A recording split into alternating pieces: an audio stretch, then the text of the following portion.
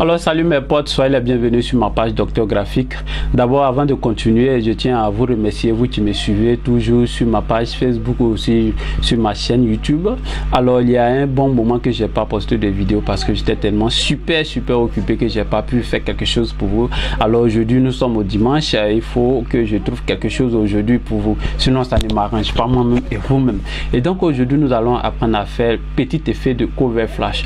Cover flash, c'est juste un petit effet de tremblement de l'écran. C'est-à-dire quoi? Imaginez dans un clip, lorsque on entend un battement instrumental, il est important, n'est-ce pas, de voir ce que les oreilles entendent. Voilà, j'espère que vous me comprenez. On a un battement de tremblement normalement dans la musique, et donc ce tremblement là nous devons normalement représenter, ok, il faut que vous arrivez à capter vraiment ce tremblement là sur l'écran lorsque vous regardez, n'est-ce pas, les clips vidéo en fait, et c'est ce que nous avons l'habitude de faire d'ailleurs. Et donc sans plus tarder, comme vous le voyez déjà sur mon écran ici, voilà, j'ai édité le clip de Chantila Chantilly, une très bonne artiste qui est là, et ici même à Boaké. Et donc je vais vous montrer juste un peu comment est-ce que j'ai fait ce petit tremblement là. Voilà, c'est vraiment intéressant, c'est pas quelque chose de grand, mais il est vraiment très important en fait. Vous devez maîtriser pour que vos clips vidéo soient vraiment professionnels en fait. Voilà, donc j'ai pris juste la petite partie là, et donc je mets en marche d'abord. C'est lui qui me faut, lui qui me faut.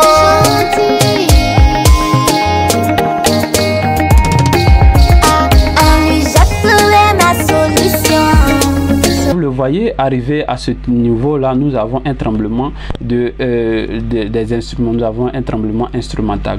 Et donc pour voir ce tremblement, il est important pour vous d'agrandir, hein, n'est-ce pas,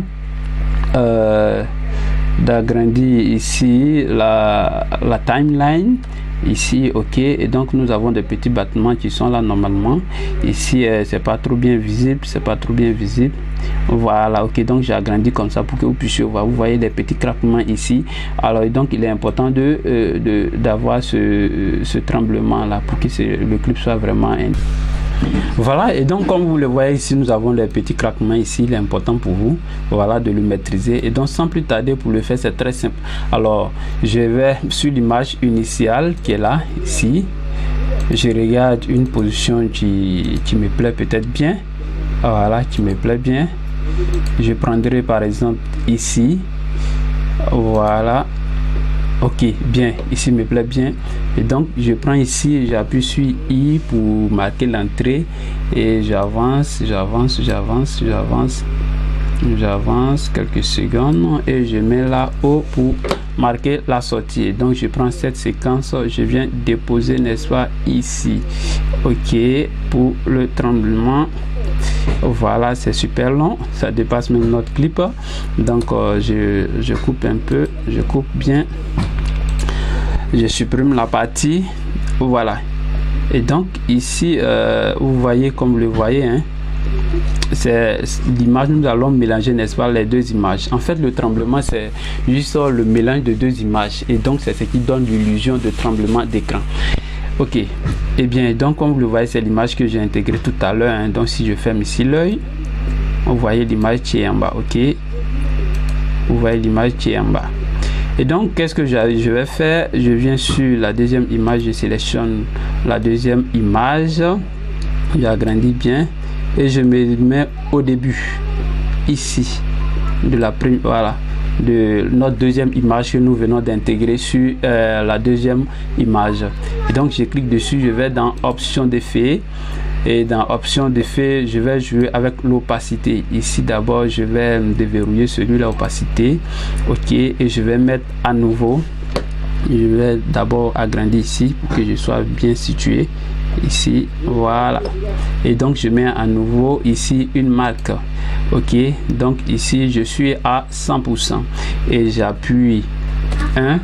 Quand j'appuie ici, j'appuie comment dirais-je, les touches de direction, c'est-à-dire les flèches qui sont là. Donc quand j'appuie une seule fois, je me déplace d'une image, ok. Et donc et là je mets 0, je mets 0, et automatiquement ici vous avez, je vais agrandir pour que vous puissiez mieux voir, nous avons deuxième marque qui est marquée ici.